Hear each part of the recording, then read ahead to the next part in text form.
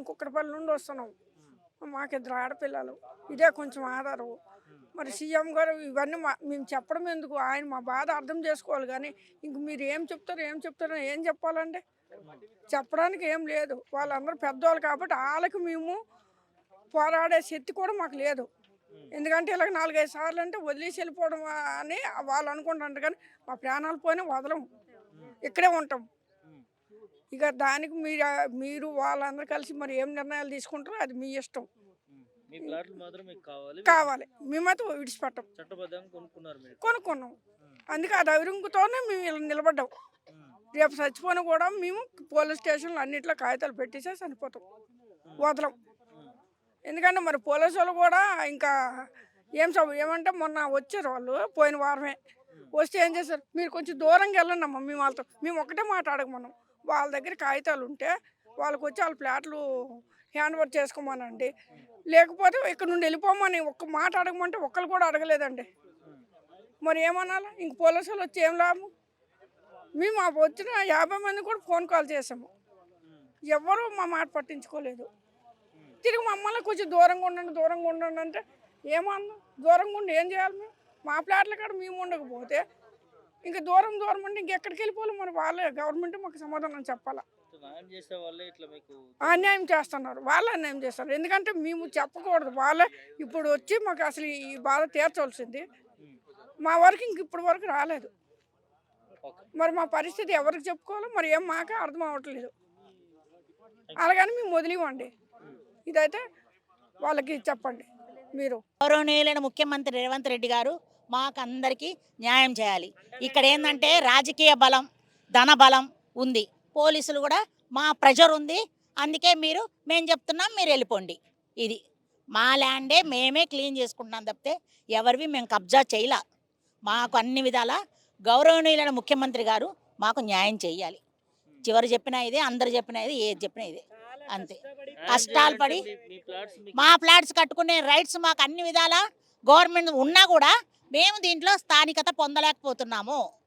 Paper మీద ఉన్నాయి కానీ స్థానికతంగా మేము ఇక్కడ మరి ఎందుకు అడ్డొస్తారని మరి అది మాకు తెలియట్లేదు. ఎందుకు వస్తున్నారు ఆపమని మమ్మల్ని ఎందుకు అంటున్నారు? వాళ్ళు ఫోన్ చేస్తే 2 నిమిషాల్లో వస్తున్నారు, మేము ఫోన్ చేస్తే గంటలు లేడీస్ కూడా కాకుండా ఉన్న వాళ్ళు ఉన్నారు. నేను ఒక ఎంప్లాయీనే. మా అమ్మ కష్టపడి ఆ రోజుల్లో ఇది అని మా తల్లి కొనిపెడితే సరే, ఈరోజు ఏదన్నా ఇల్లు కట్టుకున్న ఆశ ఉన్నా మాకు నిరాశలే అవుతున్నాయి. అందరి పరిస్థితులు అవే. మాకు గౌరవనీయులైన ముఖ్యమంత్రి గారు న్యాయం చేయాలి.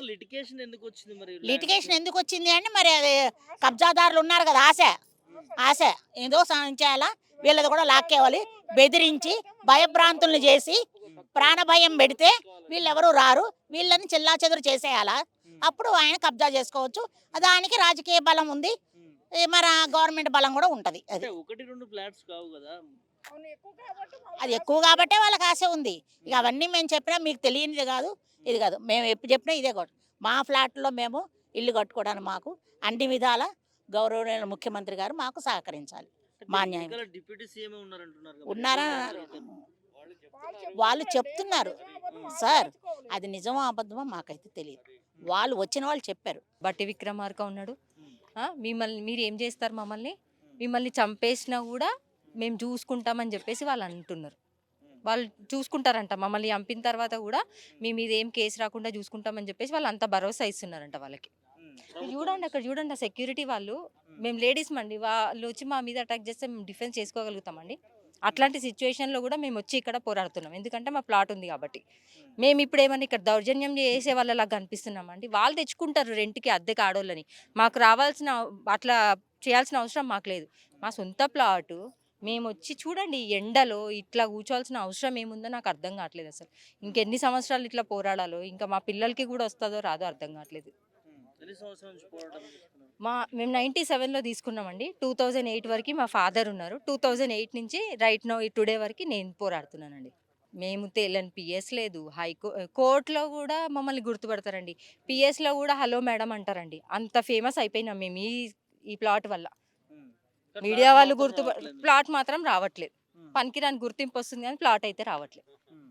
అట్లా అయిపోయింది మా పరిస్థితి. ప్రభుత్వాలు మారినాయి, ఇప్పుడున్న ముఖ్యమంత్రిని కూడా కలిసారు కదా మీరు అందరూ. ముఖ్యమంత్రిని ప్రజావానికి వెళ్ళాము, గాంధీ భవన్కి వెళ్ళి తుమ్మల నాగేశ్వర రెడ్డి ఉన్నారు కదండి వ్యవసాయ శాఖ మంత్రి, ఆయనను కూడా కలిసినాం మేము. చిన్నారెడ్డి. ఇంతమందిని కలవని వాళ్ళు లేరు అసలు. మా ఇష్యూ తెలియని వాళ్ళు లేదండి. కాకపోతే అందరు నాటకం చేస్తున్నారు. ఎందుకు ఇదే నాటకం చేస్తున్నారు మరి? వాళ్ళని ప్రొటెక్ట్ చేయడానికి. వాడో ఇంత ఇస్తా అంటే వాడు కూడా నోరు మూసుకుంటాడు. ఇప్పుడు అదే పరిస్థితి ఉంది ఇక్కడ. 500 ప్లాట్లు, అరే నీకు 10 ప్లాట్లు ఇస్తా అంటే వీడు మూసుకుంటాడు. ఇప్పుడు మాది అదే ఉంది కదా. ఎవరెవరు ఎంత పంచుకుంటున్నారో అది తెలియట్లేదు, కానీ మమ్మల్ని అయితే ఇట్లా రోడ్ల పాలు చేస్తున్నారు అసలు. ఓకే. ఏం చెప్తారు మరి ముఖ్యమంత్రి? ఏం చెప్తామండి, ఇప్పుడు చేయాల్సిందంతా ముఖ్యమంత్రి కాబట్టి ఆయననే మేము అడుగుతున్నాము.